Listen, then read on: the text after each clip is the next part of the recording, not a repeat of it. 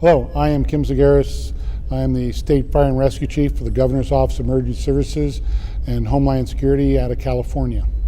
Today I was actually talking about California really over the last 6 years, speaking on fires, floods, drought, mud flows, just experiencing what in particular 2017, what California has been dealing with, from everything from flooding to the Oroville Dam crisis that we had, that then into fire season, and probably one of the worst fire seasons that we've experienced during 2017, which we had over 11,000 structures, homes destroyed, and 64 lives that were lost between a 4-month period, given fires and floods and mud flows. This year has actually been a little easier. I think, we haven't had as many homes destroyed or people killed, although this year we've had a larger increase in public safety fire folks that have lost their lives battling fires. I think this year we've experienced, unfortunately, the largest wildfire in California's history, Mendocino Complex, about 450-some-thousand acres, which is pretty devastating. Same time, we also had the Carr Fire up in Redding, California, another large fire that burned well over 200,000+ acres and destroyed, over 1,077 homes alone, besides the ones they damaged. What I would tell you is one of the things we're dealing with is our change in technology. People have become very reliant upon their cell phones, smartphones, and not so much on hard lines. We've had a large segment of folks in California, most of the nation, who don't have hard lines anymore. They're either relying on their cell phones or their voice over IP phones that when the power is out and they don't have battery backup, they don't have phone service. And if you have an area in which you're on voice over IP and you lose also the cell site, for your cellular phone, you got no real way of communicating. So, it's really going back, re-educating the public on how to be better prepared, how to, better respond to these incidences when we're coming in, how they can get out, dealing with a change in our environment. Some people call it global warming. I don't care what you call it, but we're experiencing longer wildland fire seasons. We're seeing more catastrophic flooding, tornadoes, hurricanes, just the gamut of all the responses that we're dealing with. I wish people would really just take the time to actually prepare their family, prepare their homes or residences, wherever they're at. Most people say have a 3-day supply of food on the table, or stored. I tell you to have at least 7. Be prepared. If the power's out and you're going to rely upon money, how are you going to get money out of ATM machines or banks that aren't open?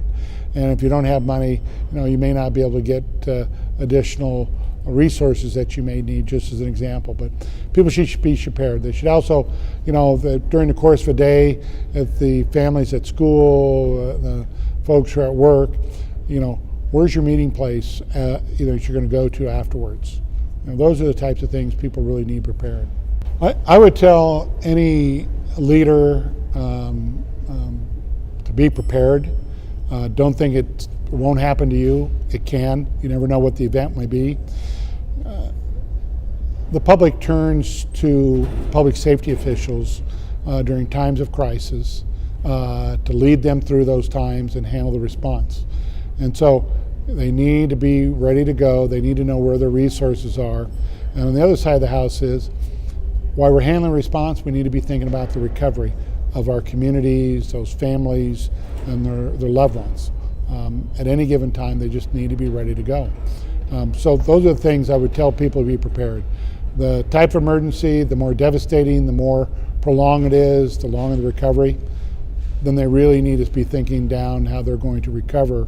Because at the end of the day, not only do we want to try to make people's lives whole, but we want to bring our communities back and protect our infrastructure and protect our tax base. For me, I've got 41 years in the fire service currently, the last 31 with my agency, and the last 17 as the fire chief of the state of California. So what I would actually tell most folks is that if there's a training opportunity, whether it's offered locally, through FEMA, through the state, take it.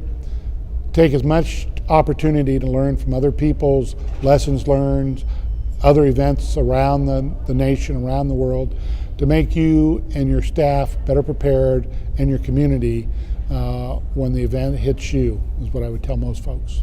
The things we really use more than anything are, we look at, how we do an after action of the incident, how we can do things better, always looking to improve, looking from those lessons learned, and then from there, working with the different organizations that responded and what their lessons learned were and what they believe they can make things better. Going to events not only in your community but in your state, maybe outside your state, always take an opportunity to try to meet people, to engage in conversations, especially after you attend a class. That's how you meet people. We all spend a lot of time reading the latest trade or something else that's going on and reaching out to somebody to see what you can learn and how you could help, or those types of things is what I would tell most folks. Australia has been a great, Victoria, Australia has been a great partner. Craig Lafferty, we have a joint partnership on a program on how we do situational awareness. We learn a lot from each other. Their winter is our summer is their winter, so it gives us an opportunity to trade not only programs but people and work very closely together in a number of areas. And one of the things I tell most folks is that I've been lucky. I've had a lot of good folks that I've worked underneath. I tell people in the early days, the fire captain wasn't yelling at me at the engine, I thought he was sick.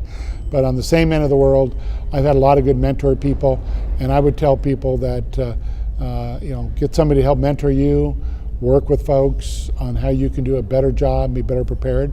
At the same end, when you get more mature into your position, make sure we're mentoring those folks that are coming up.